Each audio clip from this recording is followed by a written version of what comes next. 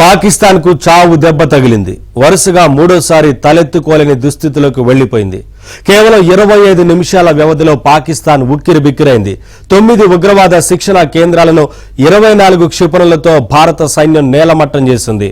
వ్యూహాత్మకంగా భారత సైన్యం జరిపిన దాడిలో పాకిస్తాన్ కు జరిగిన నష్టమేంటి? 70 నుంచి 80 మంది చనిపోయిన నేపథ్యంలో అసలు ఆ స్థావరాలు ఎలా ఏర్పాటయ్యాయి ఓసారి చూద్దాం.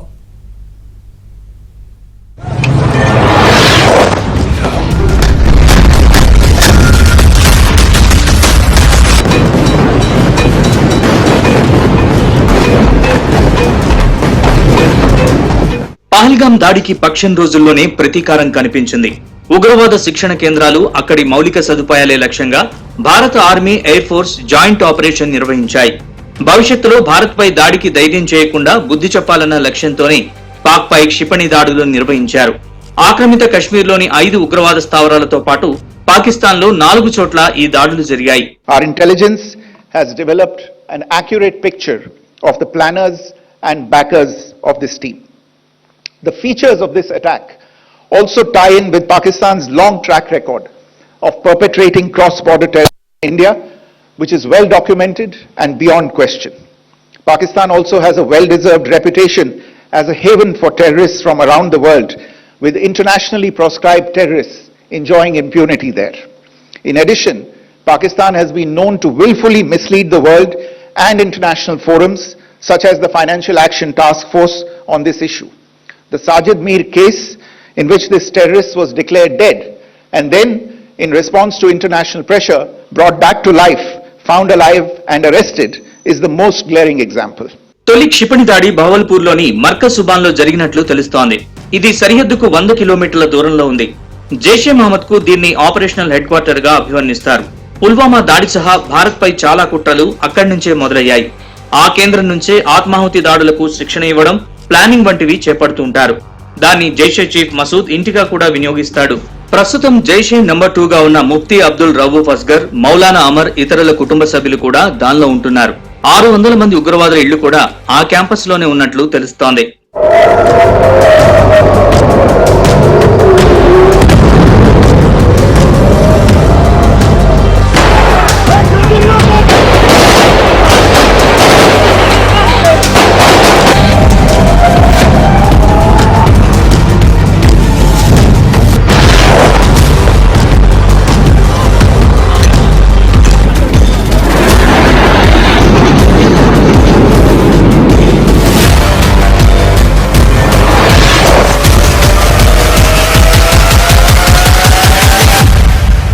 మురిద్కేలోని మర్కజ్ తోయిబా అది. సరిహద్దుకు 30 కిలోమీటర్ల దూరంలోని లష్కరే క్యాంపు కార్యాలయం అది. దాదాపు 82 ఎకరాల్లో ఏర్పాటు చేసిన ఉగ్ర క్యాంపస్ అది. అందులో మదర్సా, మార్కెట్ వంటివి కూడా ఉన్నాయి. ఉగ్రవాదాన్ని వ్యాప్తి చేయడంలో ఈ క్యాంపస్ దే కీలక పాత్ర. అది లష్కరే హెడ్ క్వార్టర్ గా పనిచేస్తోంది. దాదాపు 1000 మంది వరకు అక్కడ శిక్షణ పొందుతున్నారు. దాని నిర్మాణానికి 2000 సంవత్సరంలో అల్ ఖైదా అధినేత Osama bin Laden $10 million donation గా ఇచ్చాడు.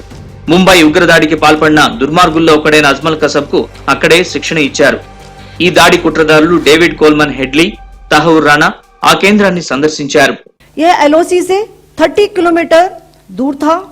लश्कर ए तोयबा का बेस था जो रजौरी, पुंछ में सक्रिय था. 20 अप्रैल 2023 को पुंछ में और 9 जून 2024 को तीर्थ यात्रियों के बस हमले में यहीं से आतंकी को ट्रेन किया गया था. తెహ్రా కలాల్లోని సబ్జల్ క్యాంప్ అది. జైషే మహమ్మద్ ఉగ్రస్థావరం అది. భారత్ లోని సాంబా సెక్టార్ కు కేవలం 6 కిలోమీటర్ల దూరంలో ఉంది. భారత్ లోకి రహస్య సొరంగాలు తవ్వేందుకు ఇది కేంద్రంగా ఉంది. షకర్గర్ ప్రాంతాన్ని లష్కరే, జైషేలు సొరంగాల నెట్వర్క్ గా మార్చేశాయి. భారత్ లోకి ఆయుధాలు, మత్తు పదార్థాలు రవాణా చేసేందుకు అది ప్రధాన లాంచ్ ప్యాడ్. అక్కడ కంట్రోల్ రూమ్ కూడా ఉంది. జైషే కమాండర్లు అక్కడికి వచ్చి సియాల్కోట్ లోని మెహమూనా జోయా క్యాంప్ అది. అంతర్జాతీయ సరిహద్దుకు 15 కిలోమీటర్ల దూరంలో ఉన్న హిజ్బుల్ ముజాహిదీన్ శిబిరం అది. దానికి చుట్టూ నివాస భవనాలు ఉన్నాయి. మొహద్ ఇర్ఫాన్ ఖాన్ కమాండర్ గా వ్యవహరిస్తున్నాడు. ఇతడు 1995లో జమ్మూలోని మౌలానా ఆజాద్ స్టేడియంలో వరుస పేలుళ్లకు పాల్పడ్డాడు. ఆ ఉగ్ర స్థావరంలో దాదాపు 50 మంది ఉండేందుకు వీలుగా ఏర్పాట్లు చేశారు. లోని మర్కాజ్ అహ్లే హదీద్ ఉగ్ర స్థావరం అది లష్కర్ ఏ తోయిబా ఉగ్ర క్యాంప్. పాక్ ఆక్రమిత కశ్మీర్ లోని బింబేర్ జిల్లాలో ఉంది. ఇక్కడ 150 మందికి శిక్షణ ఇచ్చేందుకు ఏర్పాట్లు ఉన్నాయి. ఎప్పుడు కనీసం 40 మంది ఉంటారు. ఆ కేంద్రాన్ని లష్కరే కమాండర్ ఖాసిం గుజ్జర్, అనాజ్ జరార్ నిర్వహిస్తున్నారు. పూంచ్, రాజౌరి, రియాసీ సెక్టార్లోకి లష్కరే ఉగ్రవాదులు ఆయుధాల్ని పంపించేందుకు దాన్ని వినియోగిస్తున్నారు.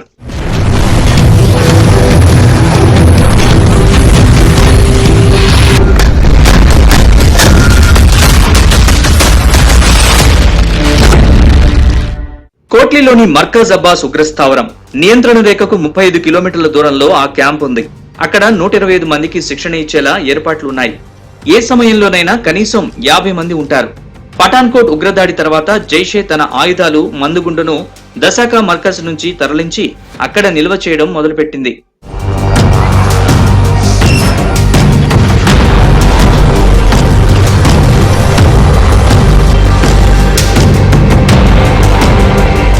కోట్లీలోని మస్కర్ రహీల్ షహీద్ పీఓకేలో హిజ్బుల్ ముజాహిదీన్ కు చెందిన స్థావరం అది.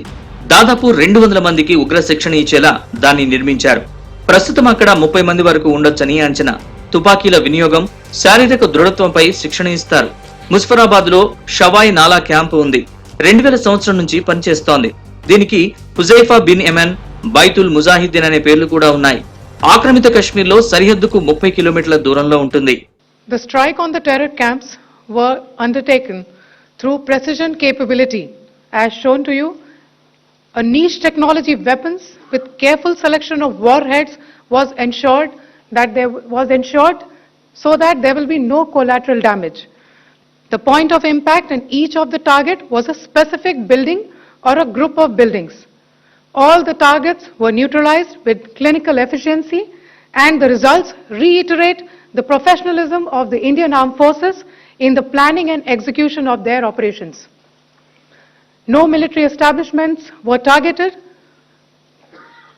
India has demonstrated considerable restraint in its response. However, it must be said that the Indian Armed Forces are fully prepared to respond to Pakistani misadventures, if any, that will escalate this situation. Muzaffarabad లోని సైద్నా బిలాల్ ఉగ్రస్థావరం ఉంది. పీఓకేలోని జైషే ప్రధాన కేంద్రాల్లో అది ఒకటి. ముఫ్దీ అస్గర్ ఖాన్ కశ్మీరీ దీనికి అధిపతి.